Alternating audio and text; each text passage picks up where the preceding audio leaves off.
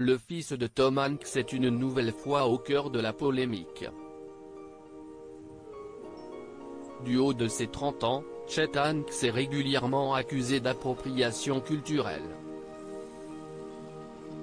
En effet, il parle régulièrement en vidéo en imitant un accent jamaïcain. Dimanche 8 novembre 2020, le jeune homme a une nouvelle fois été critiqué pour avoir imité ce qui semblait être du patois jamaïcain, une langue créole basée en anglais avec des influences ouest-africaines. Sur Instagram, Chet Hanks avait en effet partagé une vidéo dimanche 8 novembre 2020 suite à la victoire de Joe Biden aux élections américaines.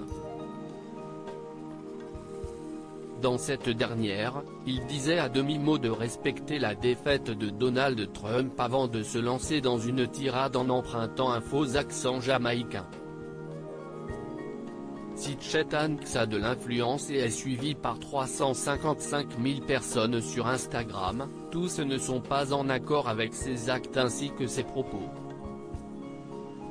Dans la section des commentaires, ils ont été ainsi nombreux à réagir. Cela me met mal à l'aise.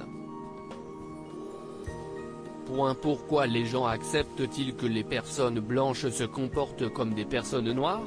Je ne peux pas croire que Chet Hanks s'est réveillé un jour et a décidé qu'il était jamaïcain, peut-on ainsi lire. Ce n'est pas la première fois que le fils de Tom Hanks et Rita Wilson est accusé d'appropriation culturelle. Plus tôt cette année, le jeune homme avait déjà parlé avec un accent jamaïcain alors qu'il était sur le tapis rouge de la cérémonie des Golden Globe Awards, où son père recevait un prix pour l'ensemble de sa carrière. Si sa mère avait trouvé ça drôle, les internautes avaient qualifié la vidéo de profondément dérangeante et embarrassante. Chet Hanks n'est pas à sa première polémique. Suite à la polémique, de nombreuses personnes ont fait ressurgir une vidéo datant de 2015. Dans cette dernière, celui qui aspirait à une carrière de rappeur sous le nom de Chet Hayes, avait défendu son droit d'utiliser le mot négro. Il avait ainsi déclaré: « Je sais que la majorité d'entre vous ne comprendra pas cela parce que l'histoire est encore si fraîche dans notre pays. Mais le hip-hop n'est pas une question de race, si est la culture à laquelle vous vous identifiez.